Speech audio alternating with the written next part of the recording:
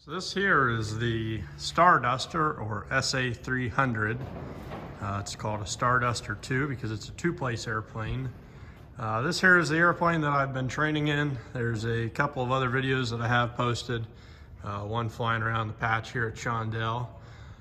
Anyhow, it's a biplane. It's got 180 horse constant speed prop on it. It's a tailwheel configuration, of course. Light sport kind of airplane, sport aerobatics.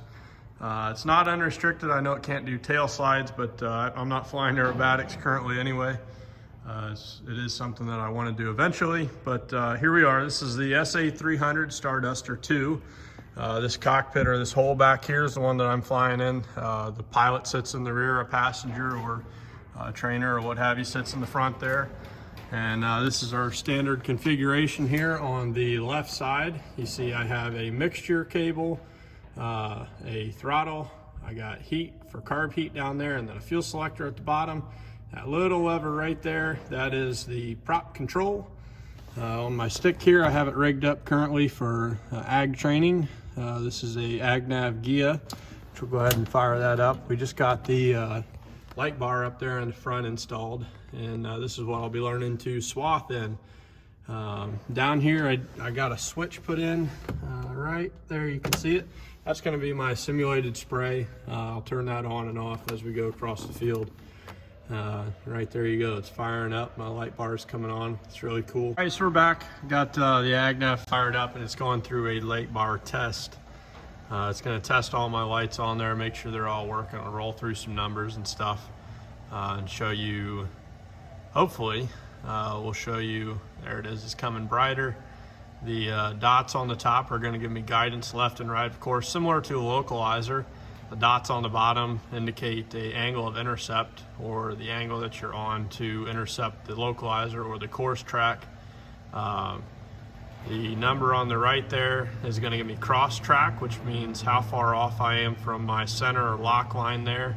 The yellow dots up the center are the center, so if you're on your lock line and you have zero angle of intercept because you're on it, you won't have any lights. It'll just say maybe 0.1 on the right or something like that when you're just off the course left or right. The number on the left is going to be my pass number, so you know, maybe 1 to 50 or so, depending on how many lines I have across the field. And I'll be able to change that back here on the stick with my 5-way switch. I can manually change that to advance, or you can have an auto advance setup. Basically, that's just going to take me from line to line and tell me which line I'm on. The yellow lights that are flashing currently, those are spray lights. They tell me that my spray is on.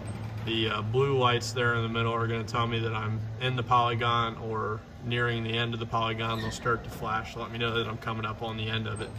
But that's the gist of it. And down here on the screen, I'll have a polygon set up of the field, and it'll also give me all that same information that's up there currently on the light bar. It'll give you on the screen as well. But the purpose of the light bar is we want to be heads up looking out here so we can see everything all the way around here, and all the obstacles, all the crops. We're seeing what we're doing, and we'll look at that bar in our peripheral view. Again, this is the SA300. I've been flying Starduster 2. It'll make you an honest pilot. You got to really work the rudders. It's pretty quick on the ground.